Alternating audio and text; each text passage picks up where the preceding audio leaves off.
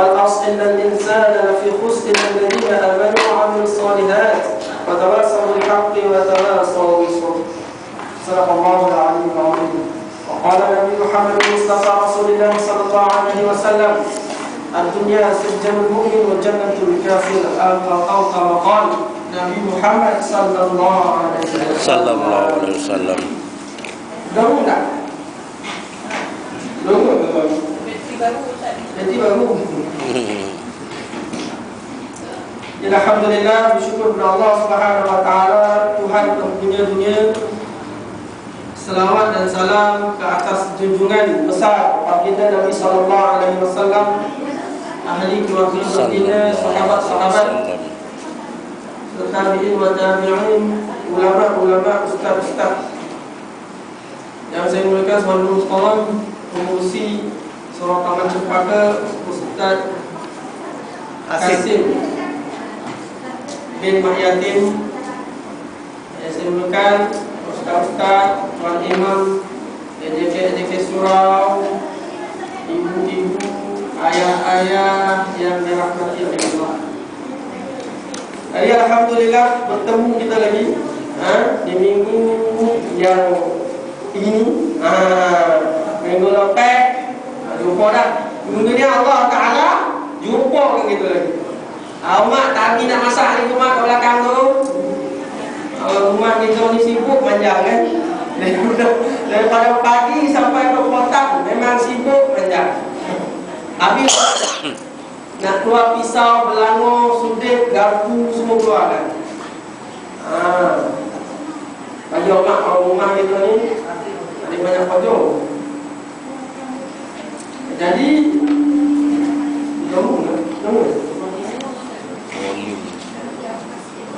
jauh sikit.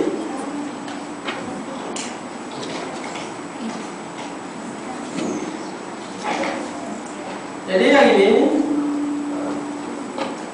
kita nak kuasai lagi kita nak rawat lagi jiwa kita.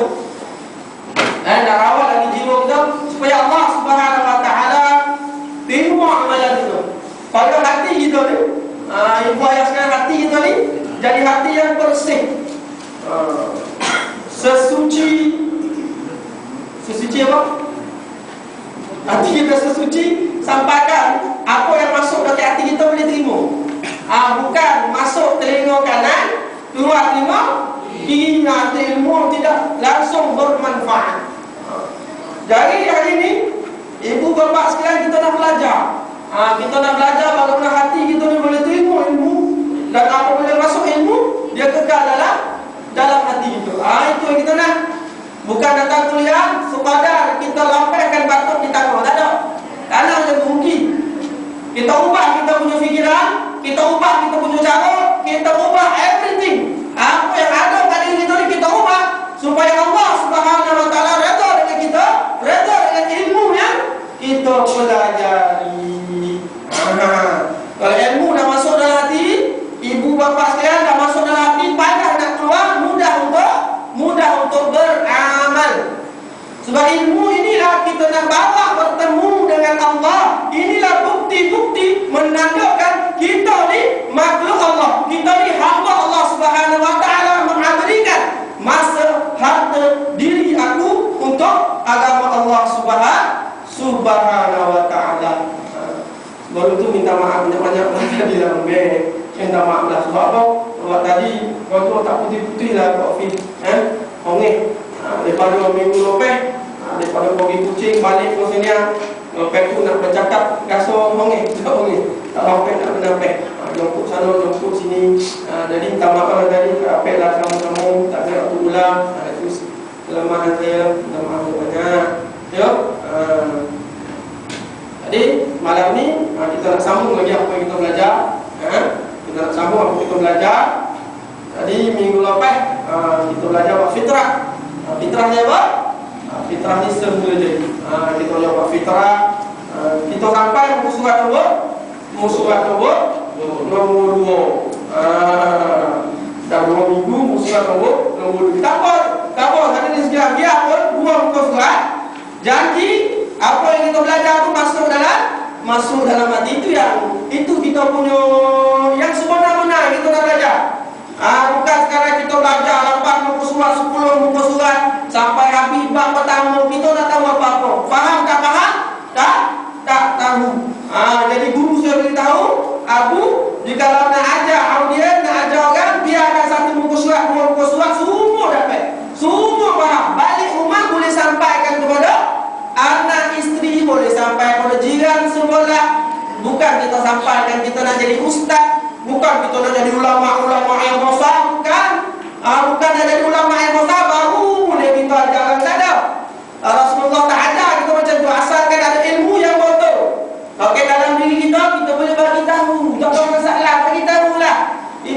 sekalian, beritahu. Jadi malam ni pastikan kita semua balik dengan bekalan yang elok, dengan ilmu yang manfaat, dengan hati yang bersih. Bijak edukasinya. Kita punya status, kita punya pangkat, kita punya hati, semua apa yang kita dapat di atas muka bumi Allah, semua kita tinggal di rumah. Melangkah keluar masjid, ambil lagi. Jangan biarkan ambil balik yang cikgu, yang doktor, yang engineer, yang profesor, yang paparat, yang tok imam, yang ustaz, ambil balik. Masuk ke sana tak ada. Kita masuk ke sana dengan rendah diri. Dengan rendah diri, dalam keadaan hati kita bersih, baru sudah nak masuk ilmu dalam hati. InsyaAllah ya. Mukadimah cukup lah kan? Panjang-panjang menggunakan buku surat ini. Jadi kita ni orang Islam, ya, kita ni orang Islam, umat yang terhebat, umat Nabi SAW, pastikan apa yang kita dapat di atas muka bumi Allah berbaloi dengan apa yang kita buat. Apa yang kita buat di atas bumi Allah, kita pergi ke akhirat, alam yang kekal abadan. Kita jadi apa? Kita jadi kekasih Allah Subhanahu wa taala. Allah kata apa? Wahai hamba, sudah jadi kekasih Allah. Ayat silat kalau jadi kekasih Allah. Zaman Rabi'atul Adawiyah. Rabi'atul Adawiyah ini seorang yang alim, seorang yang beralimah. Alim perempuan, seorang alimah yang hebat ilmu. Dengan Allah Subhanahu wa taala, zikir dengan Allah, sembahyang dengan Allah. Satu lagi, Rabi'atul Adawiyah nak mengerjakan haji di Baitullahil Haram, naik unta. Dulu kapal terbang tak ada, kereta api tak ada, naik unta. Sahabat-sahabat jalan kaki. Sebagaimana Rasulullah SAW pergi Taif, jalan kaki dengan anak angkat dia Zaid bin Harithah. Berapa lama? 10 hari 10 malam. Daripada Makkah ke Taif lebih kurang 70 km. Naik kereta lebih kurang 1 jam 40 minit macam itulah daripada Makkah sampai ke Taif. Tapi Rasulullah daripada Makkah nak pergi ke Taif 10 hari 10 malam. Jalan apa? Jalan kaki. Sekarang ni ada jalan tak. Zaman Rasulullah, bukit, gunung, ganang, padang, pasir, rumput, habis semua Rasulullah sallallahu alaihi wasallam jalan.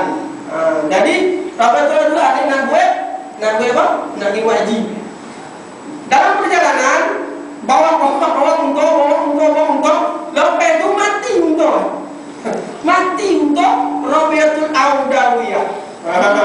Apa Rabi'atul Adawiyah buat?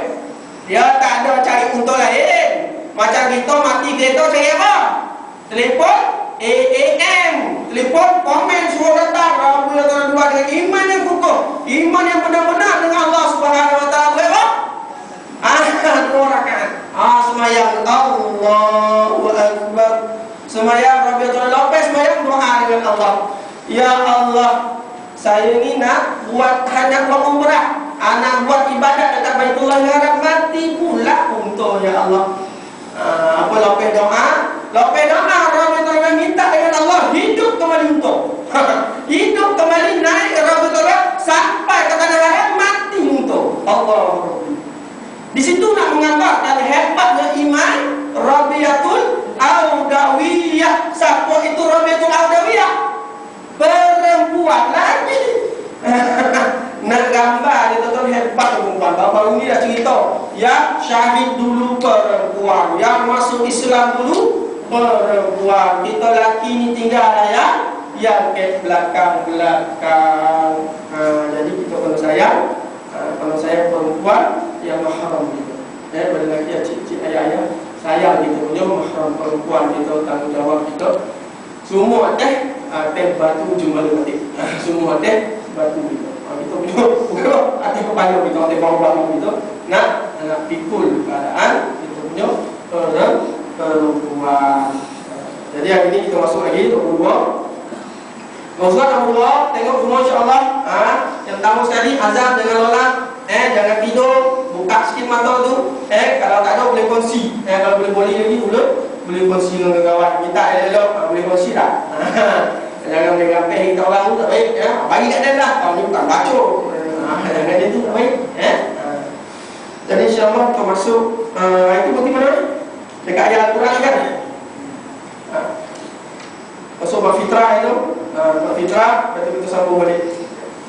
Seseorang manusia yang menganut agama selain daripada agama Islam tidak diterima dan tidak diperakui selaku orang yang hidup dalam agama. Firman Allah Subhanahu wa taala dalam surah Al-Imran, "Wa may yabtaghi ghayral Islam dinan falan yuqbala minhu wa huwa fil akhirati minal khasirin." Tengok maksudnya.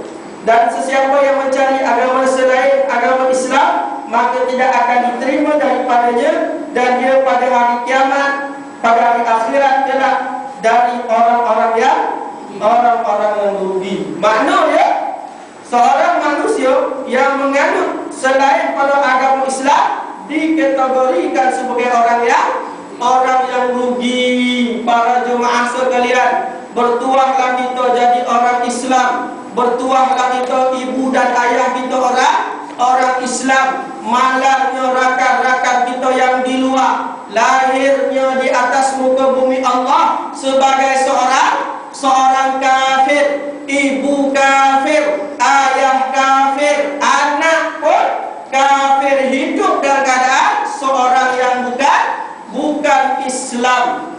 Allah sayangnya Allah kepada kita, bersyukurnya Allah bagi kita, lahir kita orang Islam, mak dan ayah kita orang Islam.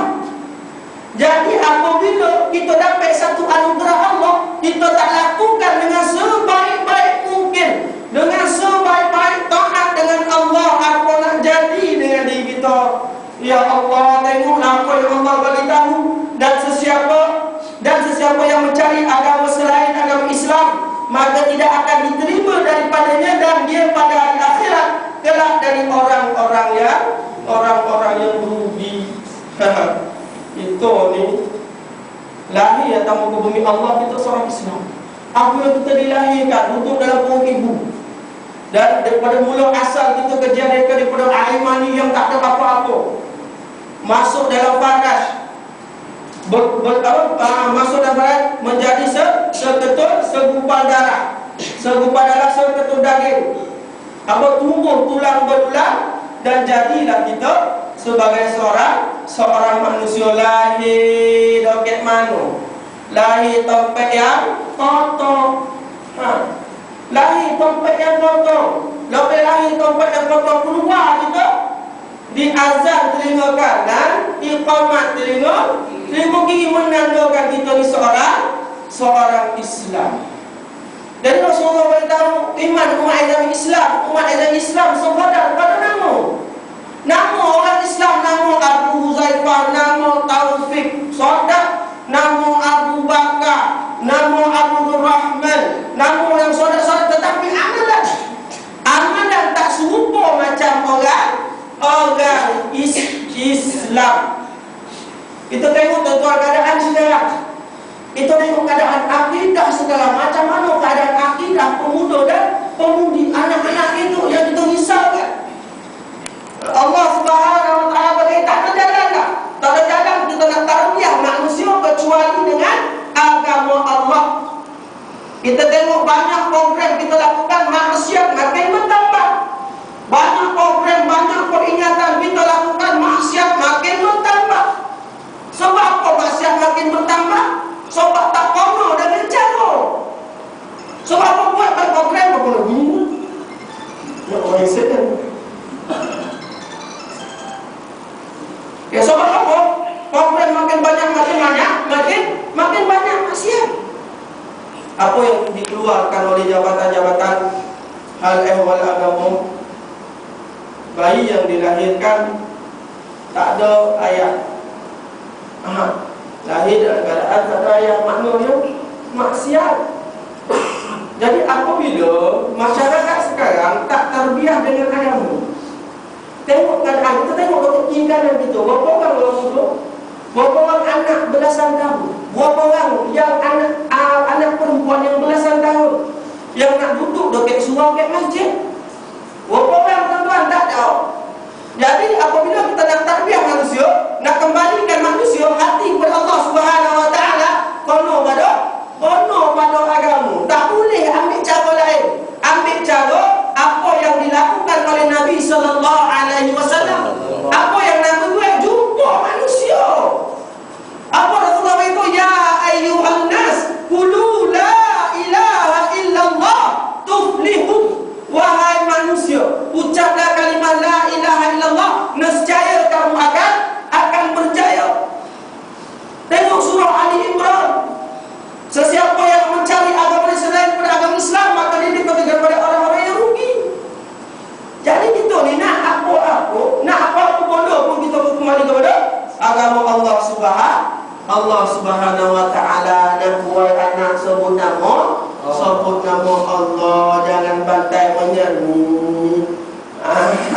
Jangan menyanyi lagu yang polik-polik. Anak tu dongak, hati dia merosih. Bukan hati macam pita penuh dengan zuluman. Zikir pada Allah. Anak tak boleh tidur sebut nama Allah, bukan nama orang-orang yang buat maksiat. Ada yang berkaraoke, anak tak boleh tidur. Kenapa? Nak ibu kena tiada astaghfirullahalazim. Ya Allah, zikir itu kalimah la ilaha illallah. Bertemu Nabi Musa alaihissalam dengan Allah Subhanahu wa taala. Nabi Musa dengan Allah boleh interaksi secara direct. Ya Allah, berikan aku satu zikir. Yang mana zikir ni yang special untuk dia. Apa Allah beritahu? Wahai Musa, ucapkan kalimah la ilaha illallah. Musa cakap, ya Allah, kalimah ni dah biasa ya Allah. Dah biasa, dah dengar ramai orang amalkan ya Allah. Bagi yang special untuk diriku ya Allah, untuk aku beramal.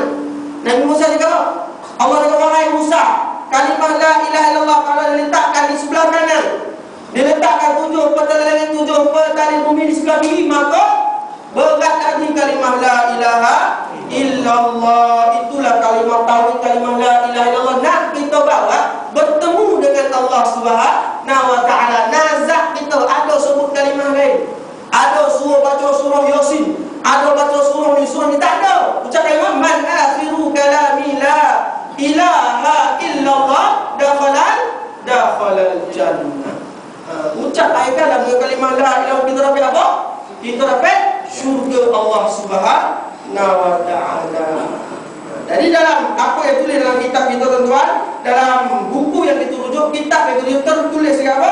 Seseorang manusia yang menganut selain daripada agama Islam tidak diterima dan tidak diperakui selaku yang hidup dalam agama. Firman Allah dalam surah Ali Imran, siapa yang ambil selain daripada agama Islam maka dikategori sebagai orang yang rugi gitu tuan-tuan.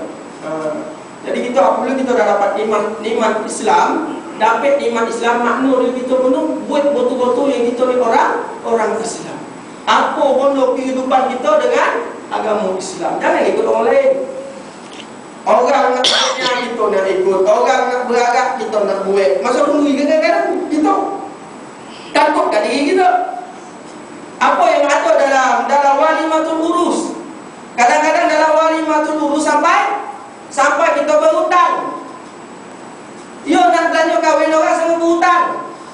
Berhutang kat bank 20-30 ribu. Sampai habis puluh jadi hamba kepada orang bayar hutang. Betul tak tuan-tuan? Jadi apabila kita tak ikut ruh yang dibuat oleh Rasulullah SAW, jambatan yang dilakukan oleh Nabi, yang kita tak ikut sunnah Nabi SAW, kehidupan kita tidak akan terjamin, tidak akan selamat di muka bumi Allah Subhanahu wa taala. Apa yang kita jangan ikut orang ni. Orang buat dosa, taklah janji kita tak berdosa dengan Allah. Sekarang ni dalam diri kita sanggup langgar perintah Allah, ikut kita langgar perintah Allah, nak sukakan hati orang. Kita nak suka hati manusia, nak ajak sana, ajak jelas-jelas, kita langgar perintah Allah Subhanahu wa taala. Kita tengok masa sekarang tuan-tuan, bagaimana keadaan nak sambut tahun baru. Tengok tahun berapa juta habis duit tuan. Merocon tembak 200 ribu. Sekali tembak 200 ribu habis duit. Banyak mana tuan-tuan pembaziran yang kita lakukan. Sebab apa nak ikut agama lain? Kenapa nak ikut agama lain? Kita ni agama ni sempurna. Kita ni agama yang hebat. Berpakaian lagi satu. Nah, orang mereka pakai seluar pendek, kita nak pakai seluar pendek. Tengoklah jogging. Jogging boleh, sunnah Nabi. Belagi sunnah Nabi. Kenapa kita dalam keadaan kita bersukan, kita riyadhah, kita nak buat maksiat dengan Allah? Kita tengok jogging pakai pakaian apa jadi? Majoriti orang apa? Orang kita, orang Islam, bangsa kita. Ikut benar cara barat, ikut benar cara yang bukan Islam. Jogging pakai seluar pendek. Pakai seluar pendek, yang pakai seluar pendek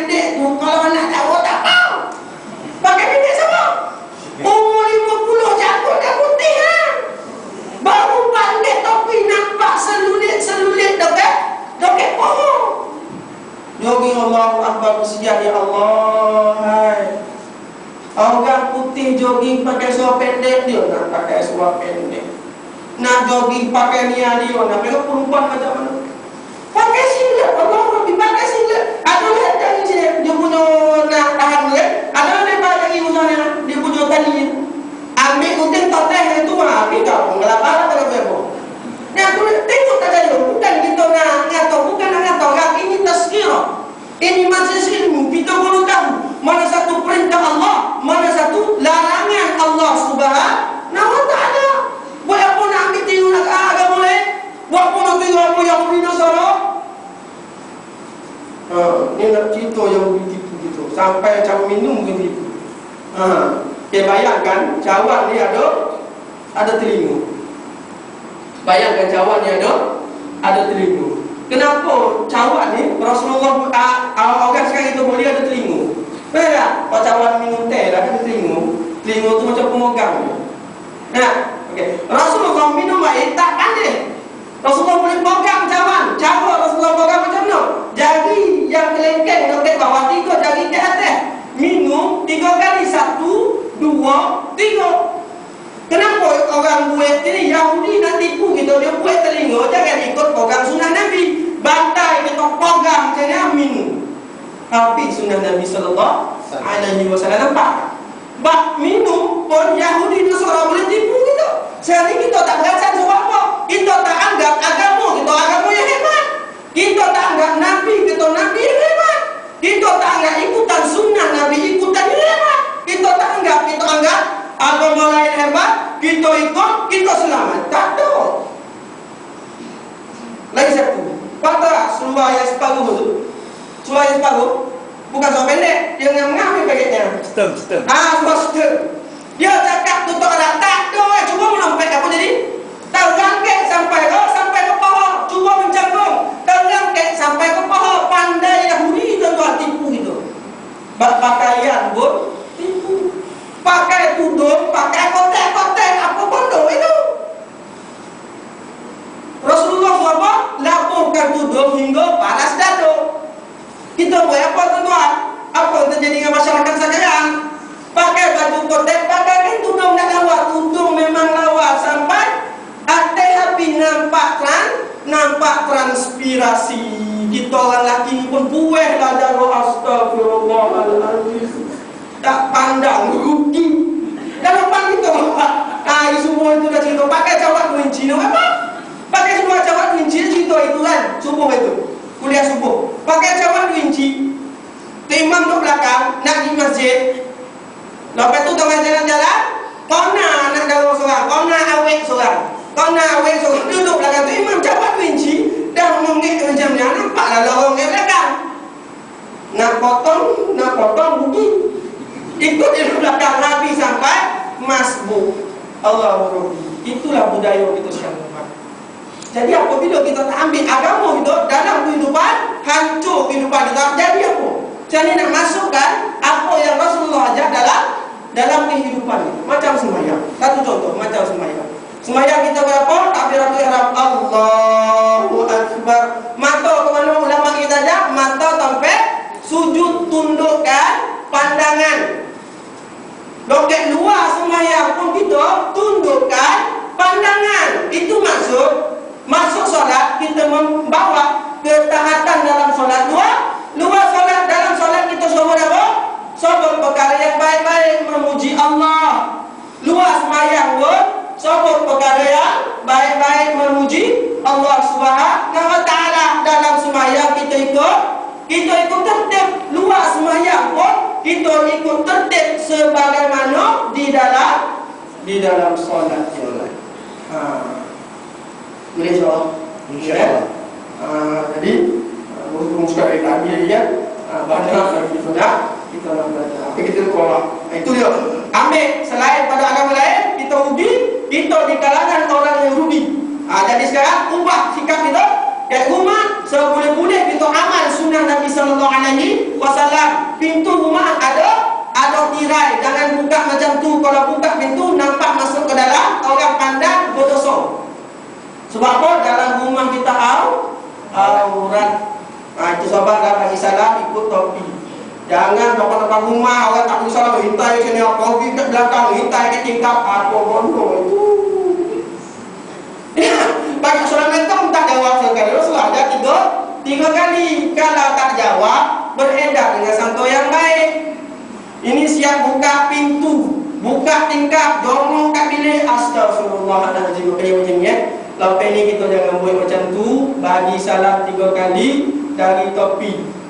Kalau ni kita tahu rumah kawan kita ni tak ada langsir, tak ada apa, jangan pandang aurat dalam rumah. Kalau tak tahu anak isteri yang perempuan tak pakai hijab, tak pakai kain tudung, tak pakai jilbab, dah berdosa gitu. Jadi dalam kehidupan ada agama. Mudahlah, mudah. Nak amal jadi susah. Kita doa Allah, semoga apa yang kita belajar ni amalan kita, lepas kita buat ni kita direct dengan amal. Baru urusan balik rumah dah. Balik rumah kamu apa? Nak pergi majiran, kita bagi salam ikut topi. Kalau boleh kalau ikut depan, tundukkan pandangan. Jangan pandang aurat dalam rumah jiran itu. Walaupun jiran sebelah rumah hukum berdosa. Kalau bukan mahram hukum berdosa. Jadi jangan pandang aurat dalam rumah untuk aurat.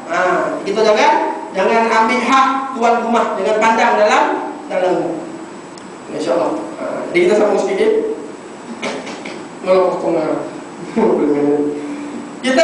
Kita selaku orang-orang yang beriman dalam hidup dan kehidupan kita sehari-hari memerlukan kepada agama yang sebenar, yakni agama Islam. Kerana manusia yang hidup dalam agama Islam adalah sebagai umat yang dilahirkan untuk faedah untuk umat manusia. Firman Allah Subhanahu wa taala dalam surah Ali Imran ayat 110. A'udzubillahi minasyaitonir rajim.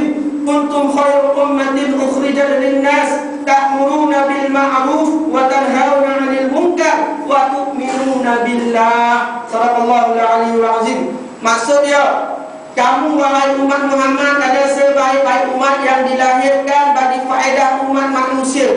Kerana kamu menyuruh berbuat segala perkara yang baik-baik dan melarang daripada segala perkara yang salah, yakni buruk dan keji. Serta kamu pula beriman kepada Allah dengan sebenar-benar iman. Tengok contoh tadi. Kita dilahirkan dalam keadaan air yang kotor. Jadi darah, jadi daging, jadi manusia keluar.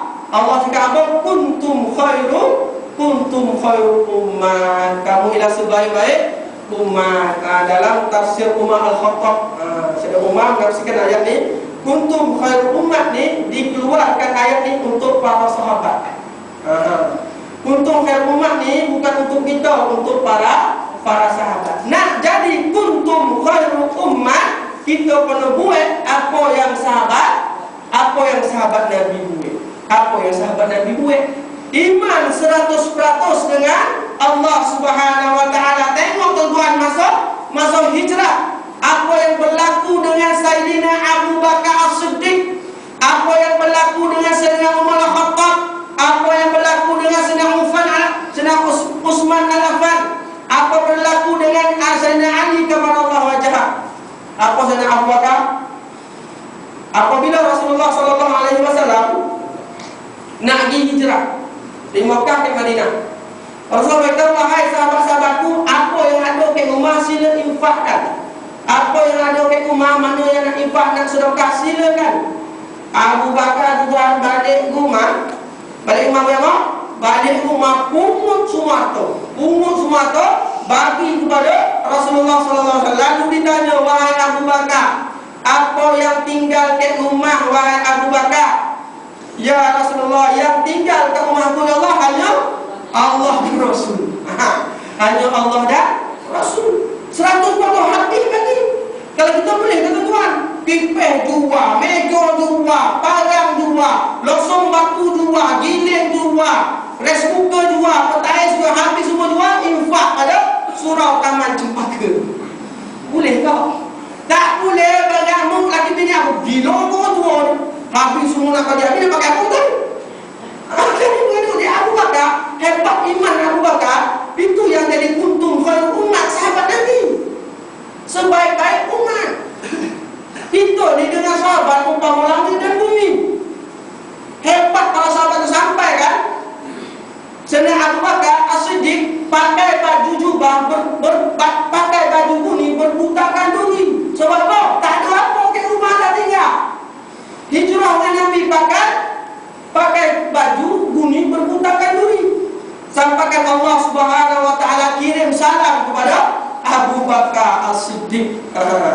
Allah kirim salam. Kita kalau untuk umat kirim salam bukan main, kata Allah. 3 hari itu senyum.